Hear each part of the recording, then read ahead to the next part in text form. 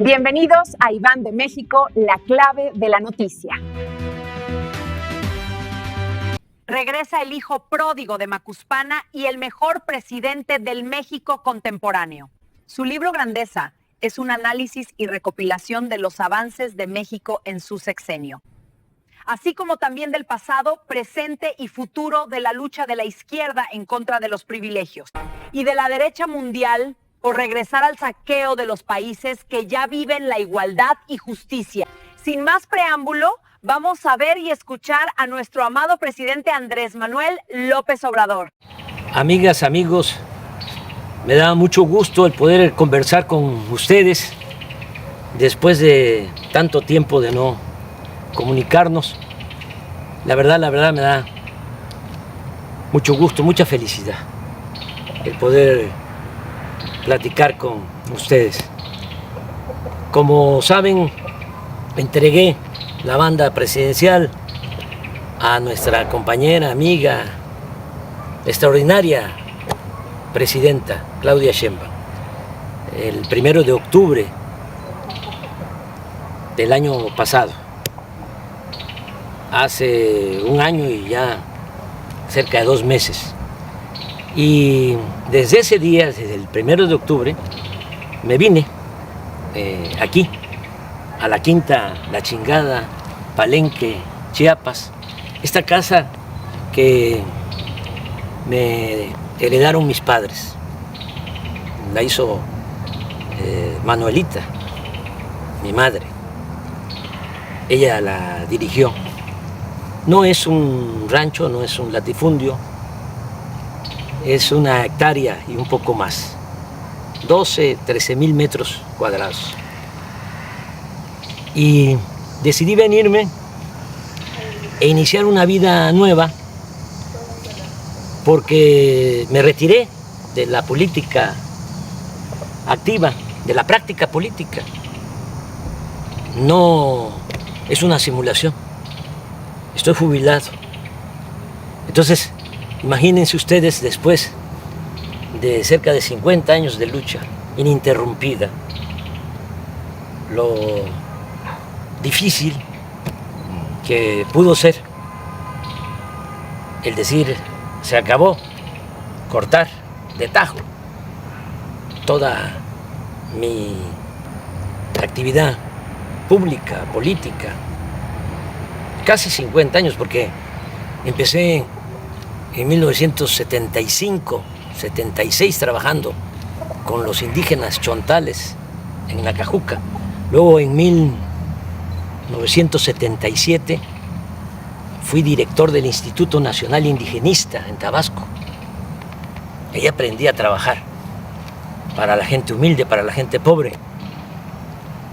Tan es así que en mi expediente en Gobernación, en 1979 hay un reporte del temible policía Nazar Haro acusándome que era yo comunista porque estaba defendiendo, apoyando, trabajando por los pobres.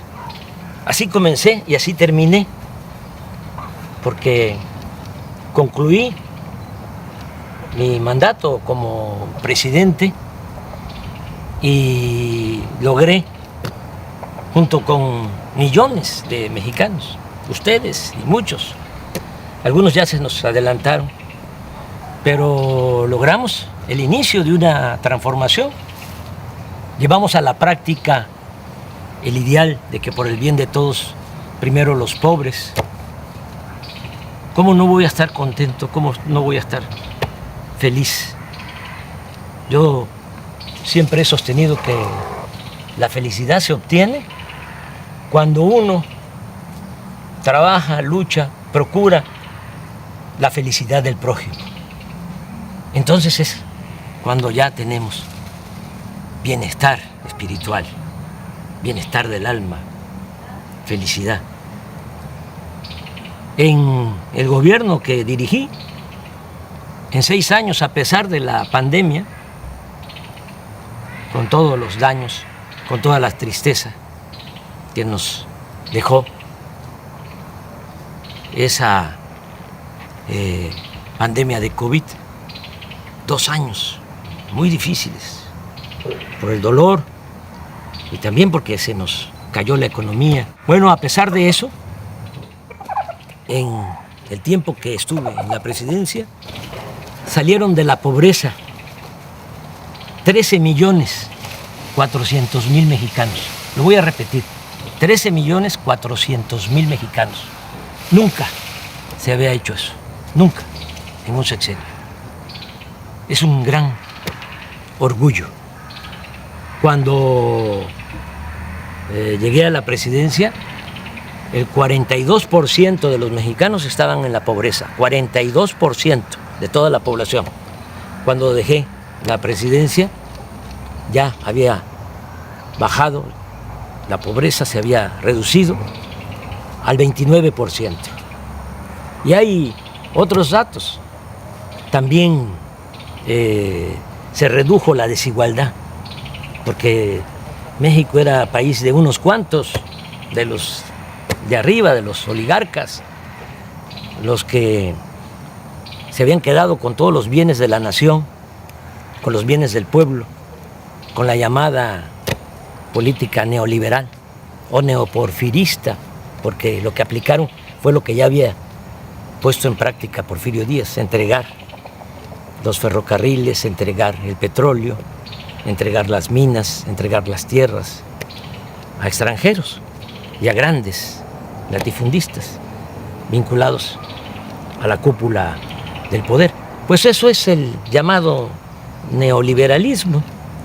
Entonces, se dedicaron básicamente a saquear y se produjo pues una monstruosa desigualdad. En la época de Salinas, cuando hay más multimillonarios en México, ocupamos el 4º lugar en multimillonarios en el mundo, en el sexenio de Salinas. 4º lugar. Primero Estados Unidos, luego Alemania, luego Japón y luego México. Pero millones de pobres.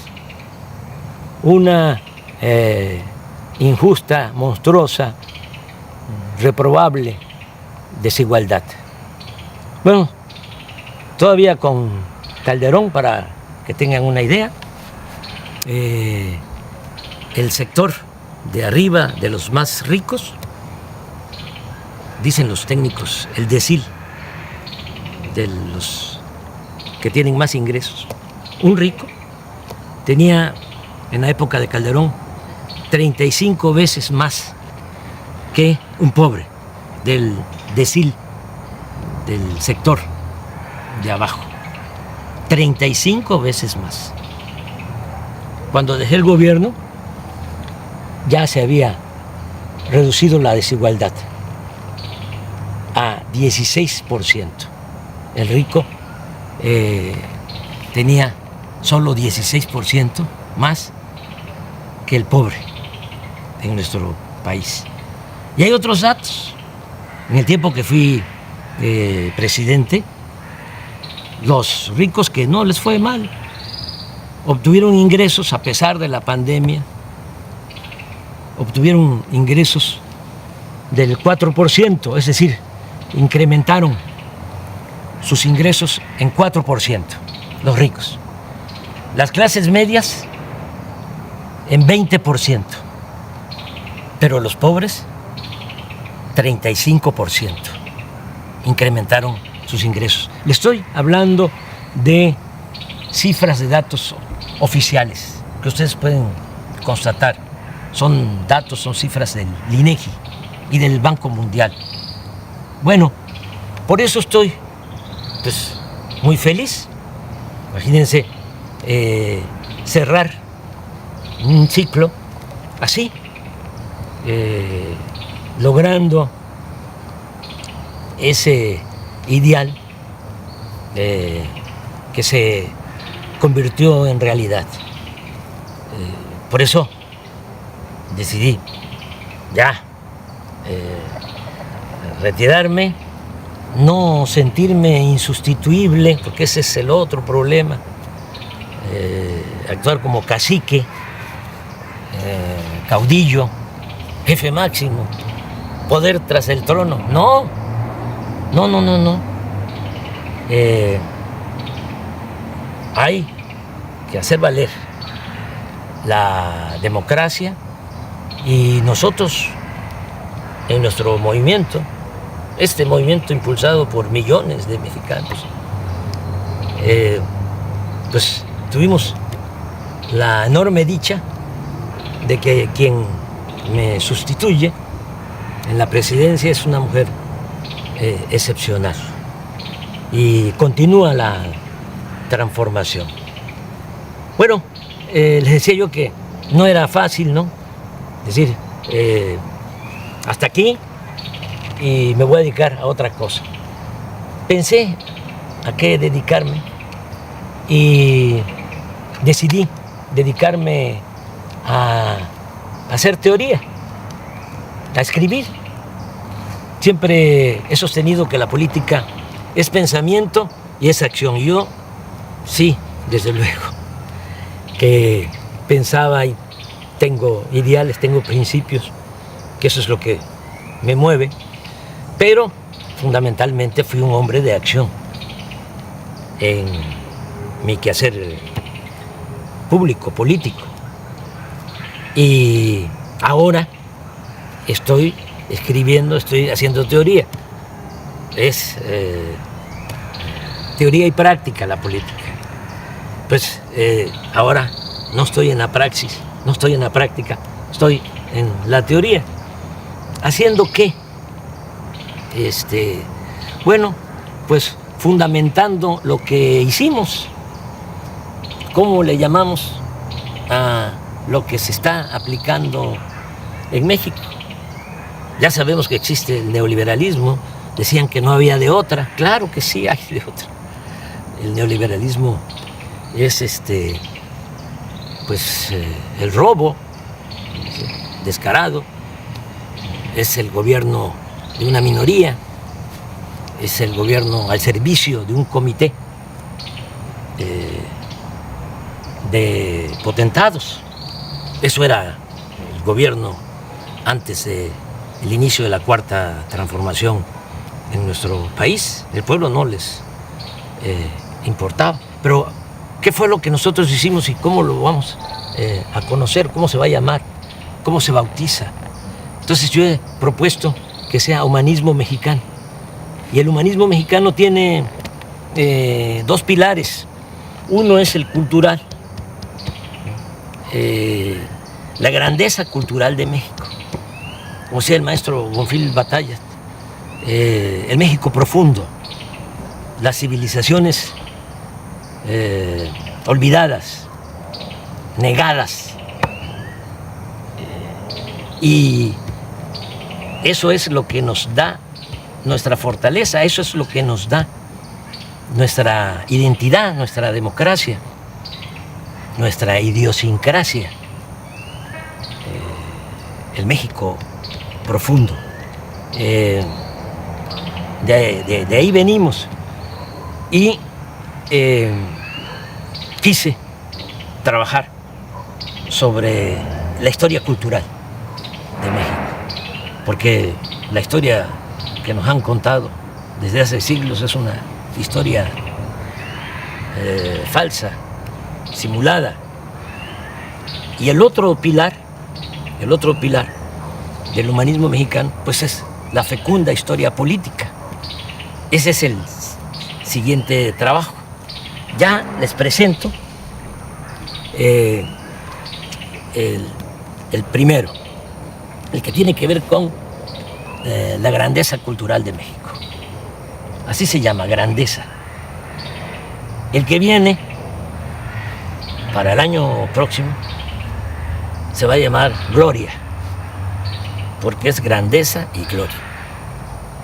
Repito, la grandeza es la historia de nuestras culturas, de nuestras civilizaciones, para desmontar, para echar abajo la historia que crearon, que inventaron los conquistadores, los invasores, y se ha mantenido durante las épocas del dominio de las oligarquías.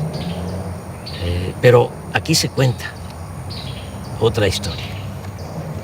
Y este libro de la editorial Planeta, pues ya va a estar en librería. Es el trabajo, es una investigación de más de un año y un mes, trabajando, porque les hablaba yo de mi nueva rutina. ¿Qué hago aquí? Bueno, me levanto temprano, como siempre, camino.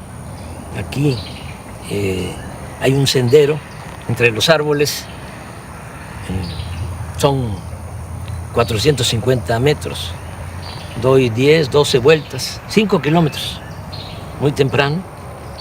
Me baño, luego desayuno. Hay una señora Morbi que es la que me ayuda, me hace los alimentos, la comida, la limpieza de la casa, porque Beatriz está en México, viene, yo voy, he ido como 5 veces, claro, de manera muy discreta, para evitar los escándalos. Y se quedó allá porque ya Jesús y Ernesto entró a la universidad y pues tiene que estar ahí, pendiente. Ya ustedes saben cómo somos en México, cómo son nuestras familias. Aunque Jesús ya tiene 18 años, pues ahí está con la mamá, es hijo único. Yo tengo 3 hijos mayores de mi finada esposa Rocío y Jesús con Beatriz. Y claro, nos hablamos todos los días. Bueno, después de que desayuno, como a las 9, me encierro en el despacho a escribir. Me levanto a las 12, me tomo mi pozol, camino un poquito aquí en el corredor de la casa, me vuelvo a sentar hasta las 2, como y sí doy una vuelta a todo el sendero después de la comida, veo un poco las noticias. Tengo un teléfono de esos muy sencillos y como no son pues muy caritativos, no encuentro la palabra, el término. Los dueños de los medios de comunicación, sobre todo los de la telefonía, y pues el mío es de recarga, ahí me salen noticias, claro, con 1 día, 2 días de retraso, pero no quiero más, no quiero saber más. Ya conozco bastante a nuestros adversarios, son pues muy obvios. Es muy difícil encontrar información, todo es pura manipulación, porque los que se sentían dueños de México están molestos y entonces tienen también control de la mayoría de los medios. El 90% de los medios de información, que son medios de manipulación, periódicos, radio, televisión y hasta las benditas redes sociales. Pero hay un 10% de periódicos, de radio, en redes sociales, que sí hay información. Bueno, veo un poco lo que está pasando en el país y me vuelvo a sentar, vuelvo al despacho a escribir hasta las 7, 8 de la noche. Me acuesto temprano. Esa es mi rutina y pues voy a continuar así. Estoy presentando el libro de esta manera porque no puedo ir a presentarlo a México, a las plazas públicas, me gustaría mucho, pero ¿saben qué? Ya me retiré de la actividad política. No hay que hacerle sombra a nuestra presidenta. Ella es la que conduce y lo está haciendo muy bien. No hay que dividirnos, hay que estar muy juntos, unidos. Aquí está la lección de cómo se crearon grandes civilizaciones en México. Esta civilización, la gran cultura olmeca, cultura madre, que floreció 1000 años antes de Cristo y nos dejó la invención del calendario, del cero, de la escritura, y estas piezas, cabezas colosales de basalto, imagínense la organización que tenían, la organización social, política, que estas piezas son de 25 toneladas aproximadamente, basalto. Y el basalto lo trasladaban desde la Sierra de los Tuxtla, en Veracruz. Cómo lo trasladaban en balsas por el mar y lo metían por el río Coatzacoalcos, porque la primera ciudad olmeca fue San Lorenzo, ahora es el municipio de Texistepec, muy cerca de Cozoleacaque, de Minatitlán, de Acayucan, ahí en el Istmo. Ahí se fundó la primera ciudad olmeca.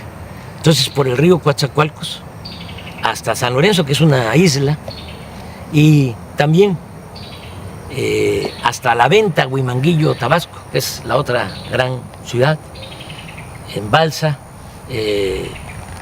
Todos estos fragmentos de piedra para que los artistas olmecas esculpieran, hicieran estas grandes cabezas colosales, y también un arte fino, porque hasta lo pequeño es hermoso en las grandes civilizaciones que florecieron en nuestro país. Las ofrendas con personajes pequeños de jade, porque a diferencia de Europa, a nosotros nos gustaba más, a nuestros antepasados, el jade que el oro. Lo que ponía loco a los europeos y a los españoles era el oro. Por eso fue la conquista, porque traían hambre de oro, codicia de oro. Cortés una vez señaló, porque le preguntaron cuando Moctezuma les entrega a él y a sus huestes oro. Entonces los soldados conquistadores empezaron a gritar y a brincar, dice la crónica, como monos.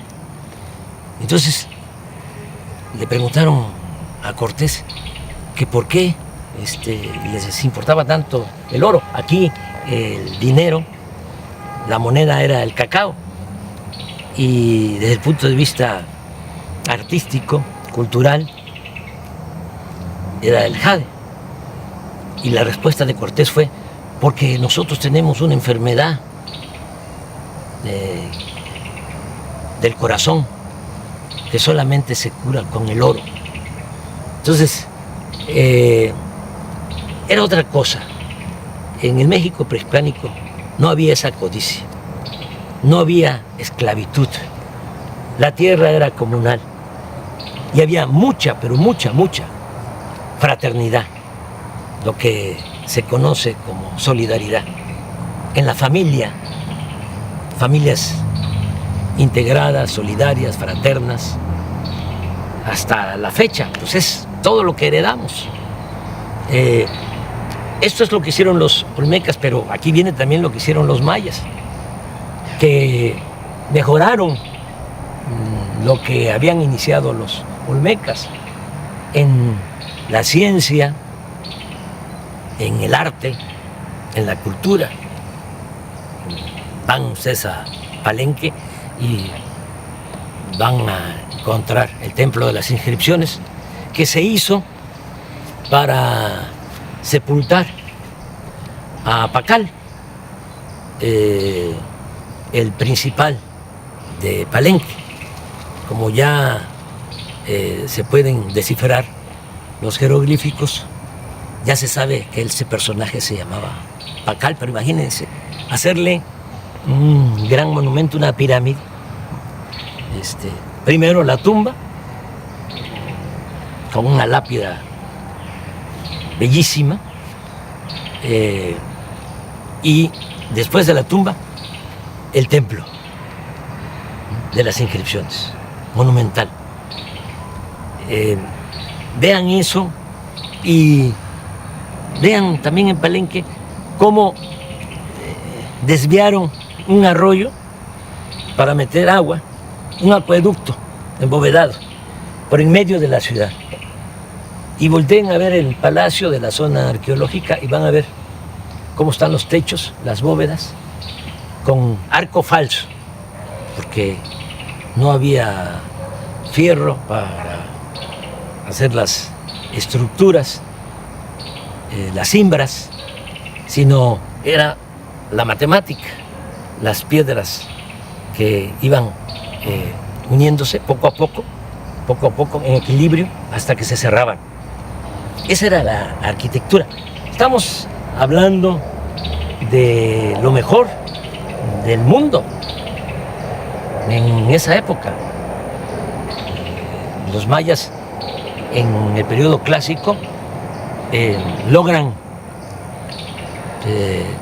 toda esa civilización, logran toda esa creación del siglo IV al siglo IX. Si van aquí cerca, a 100 kilómetros, está Bonampak. Aquí está en el libro, quise poner un fragmento. Los murales de Bonampak. Estos se hicieron como en el siglo VII, siglo VIII. Cuando se pintan estos murales, los pintores mayas de estos murales no los había en ninguna parte del mundo. No lo sabía en Europa en ese siglo, y pasaron siglos para que el arte de Europa igualara al arte de los olmecas, de los mayas. Y lo mismo con los zapotecas de Monte Albán, mixtecos, también de Oaxaca, los teotihuacanos, la ciudad de Teotihuacán llegó a tener 85,000 habitantes. Y desde San Lorenzo, la primera ciudad olmeca, decía yo, que se funda 1000 años antes de la era cristiana, ya tenía drenaje. Ya hablé de Palenque, que tenía acueducto, que tenía drenaje. Desde luego, Teotihuacán, drenaje. Xochicalco, en Morelos, drenaje. Todas las ciudades. Tenochtitlán, de los mexicas, hasta los que la destruyeron, los conquistadores, quedaban admirados de la grandeza de Tenochtitlán. Estaban destruyendo, decían ellos, la más bella ciudad del mundo. Bueno, pero ¿qué pasó? ¿Qué pasó? ¿Por qué eso no se sabe? Porque hubo toda una campaña, a partir de que llegaron los conquistadores, como todos los invasores, tenían que justificar sus atrocidades, tenían que justificar por qué venían a saquear. Y entonces echaron a andar una campaña, una propaganda negra, hablando de que los indígenas debían ser esclavos, porque Aristóteles, 18 siglos antes, había propuesto la teoría de que hay quienes nacemos para ser esclavos y hay quienes nacemos para ser libres o amos.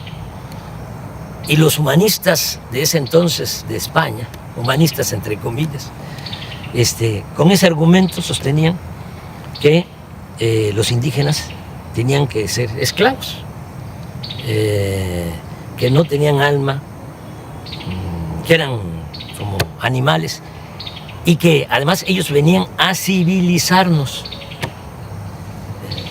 ¿Qué sucedió?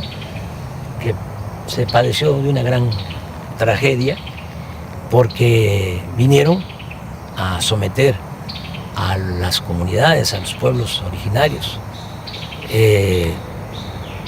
a esclavizar. A mí me gustaría que este libro lo leyeran los españoles, porque aquí van a ver cómo marcaban, erraban con el fierro del rey en el rostro a los indígenas para esclavizarlos. Y otros horrores. Entonces, ¿qué hicieron? Pues echaron a andar toda una campaña diciendo, son bárbaros, son salvajes, pero además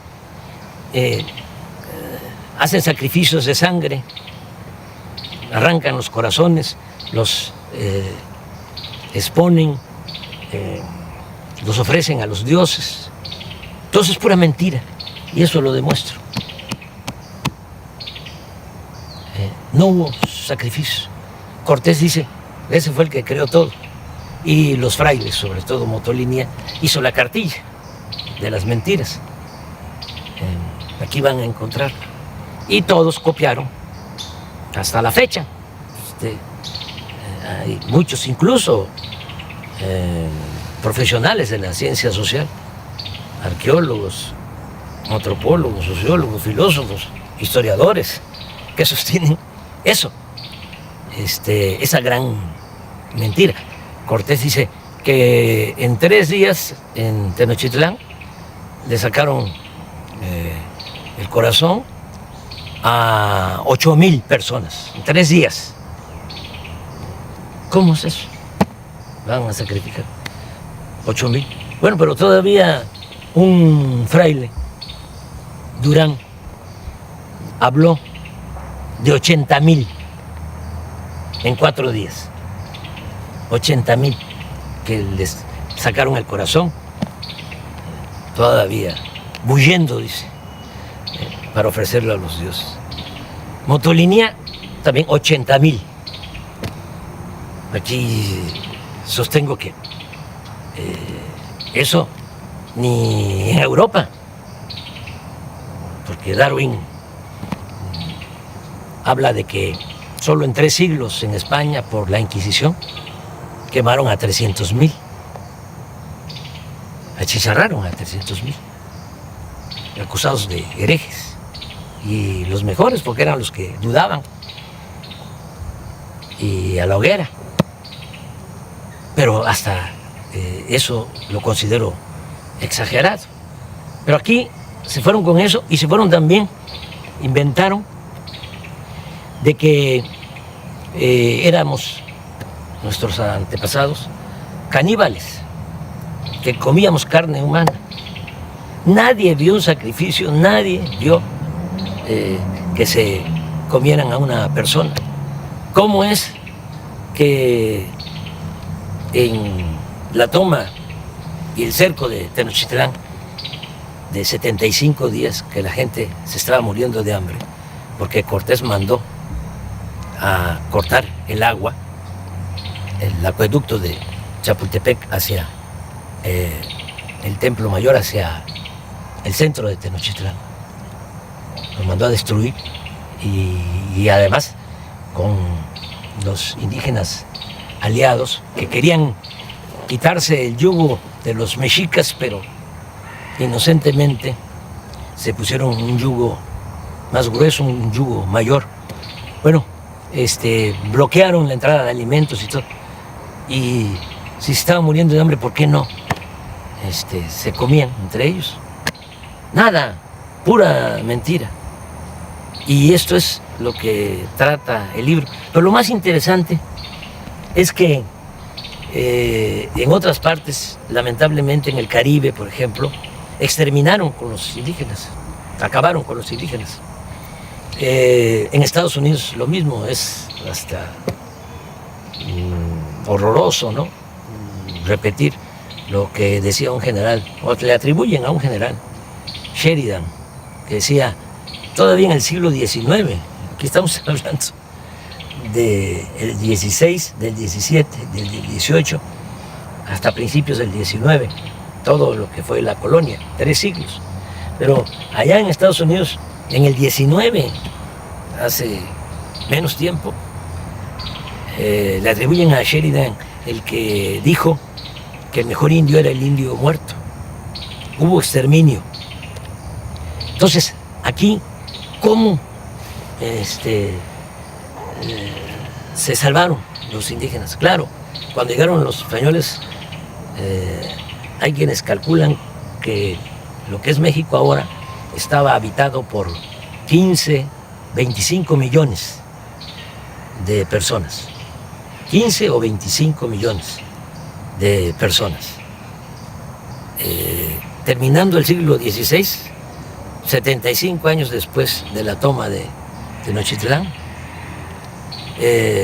la población de México era ya de 2 millones, porque nos trajeron también la viruela y se diezmó la población. Se redujo la población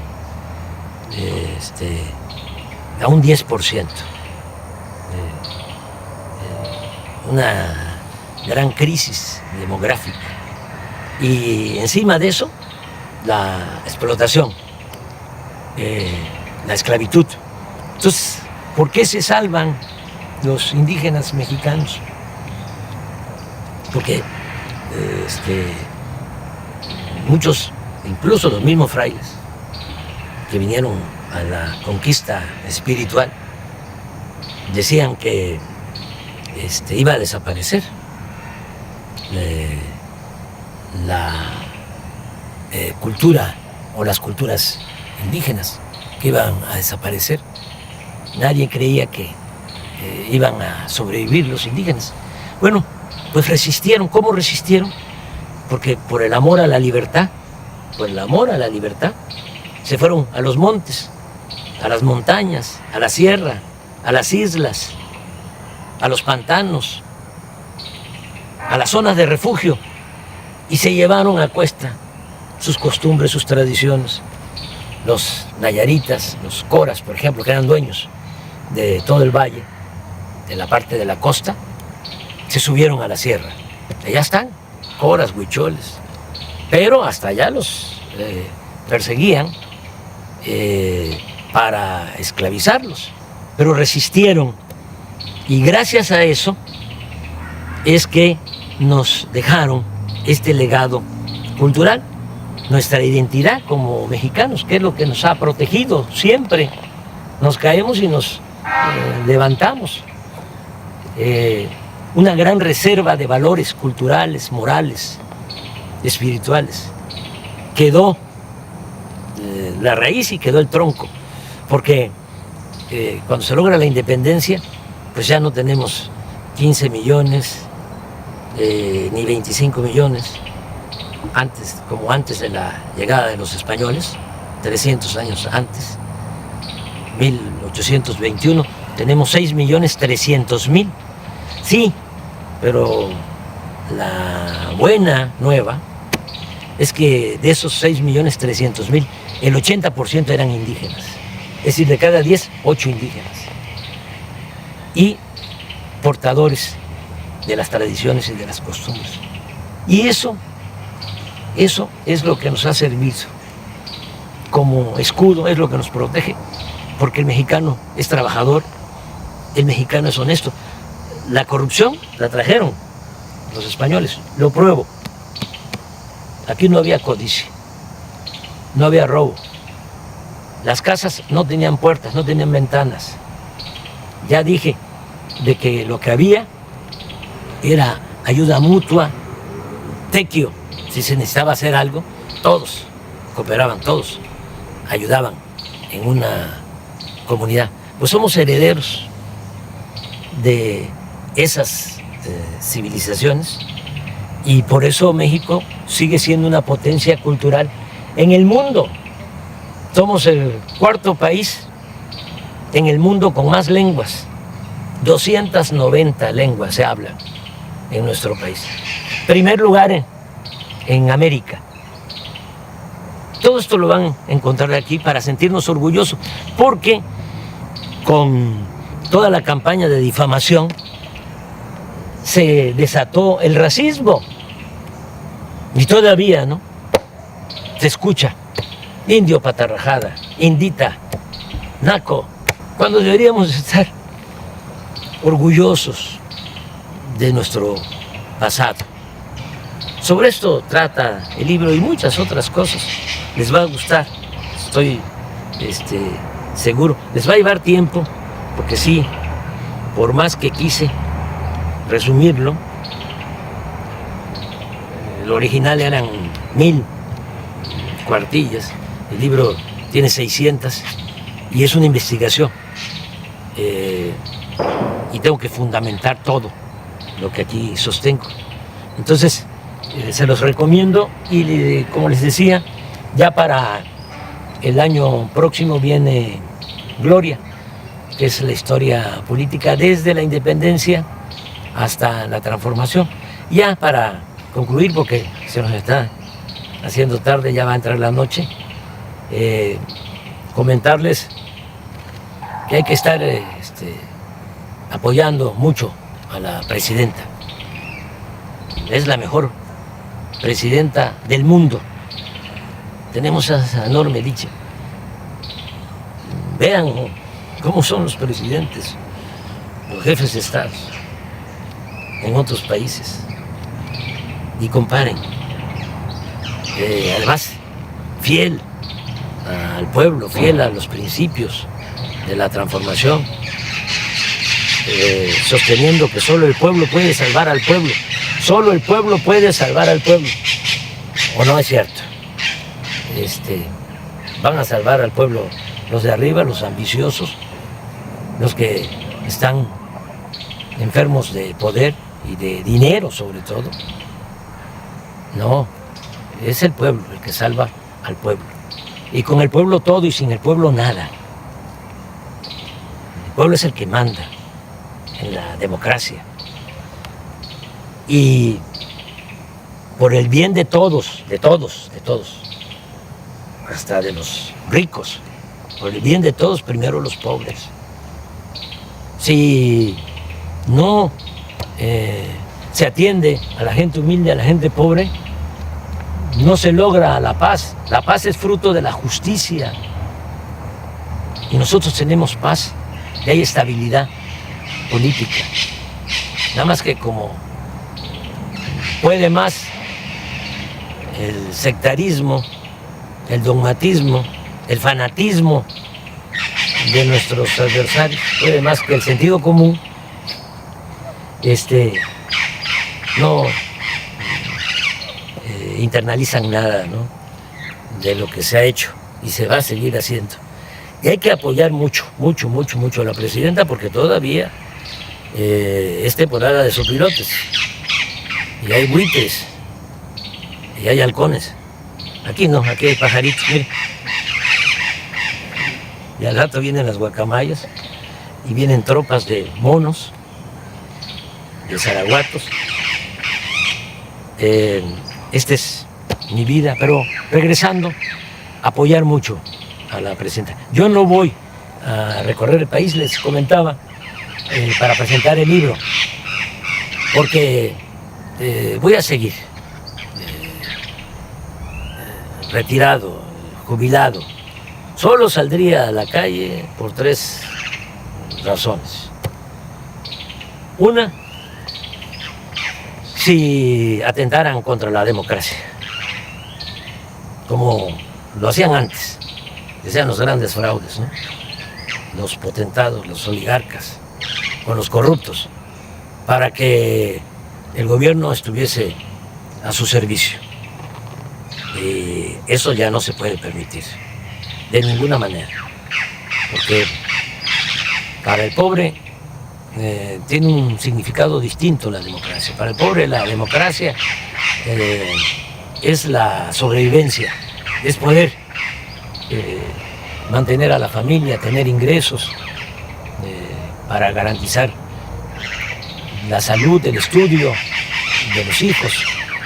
Para el que tiene recursos puede ser un deber cívico y no pasa nada. Por eso hay quienes votan por los candidatos o candidatas más guapas o más guapos. Pero para el pobre es su sobrevivencia. Les estoy diciendo que es la mejor presidenta del mundo, Claudia Sheinbaum, y un conservador, seguramente ahorita si ve esto que estoy diciendo, escucha esto que estoy expresando, diría no. El mejor presidente del mundo es el de la mano dura, una mezcla de Franco con Pinochet, con Díaz Ordaz, con Salinas, que convierta al país en una cárcel. Ese es el que necesitamos.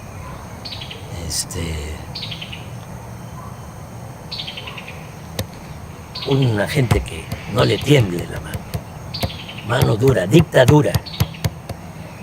O otro presidente, acabo de escuchar leer a un texto de un presidente, una declaración, diciendo, hace como un mes antes de una elección que hubo en el sur de nuestra América, de que él no iba a darle ningún apoyo a los discapacitados, porque ese era un problema de los discapacitados, eran libres y ellos tenían que resolver su problema. Así son los conservadores, así piensan. Yo recuerdo que Fox decía que para qué darle pensión a los adultos mayores, que había que ponerlos a trabajar. Ese es el pensamiento conservador. Nosotros pensamos distinto. Nosotros pensamos que el Estado tiene una responsabilidad social. El gobierno no puede incumplir con su responsabilidad social. El gobierno tiene como objetivo garantizar el bienestar y la felicidad del pueblo. Ese es el objetivo principal del gobierno, no estar al servicio de una minoría rapaz. Entonces hay que apoyar mucho a la presidenta, nuestra presidenta. Les decía, yo saldría para defender la democracia, saldría también para defenderla a ella. Si hay intentos de golpe de Estado, si la acosan, salgo. Entonces sí, pero eso no creo que pase. De todas maneras, no está mal que sepan en qué circunstancias sí podría yo salir, sí saldría yo a la calle.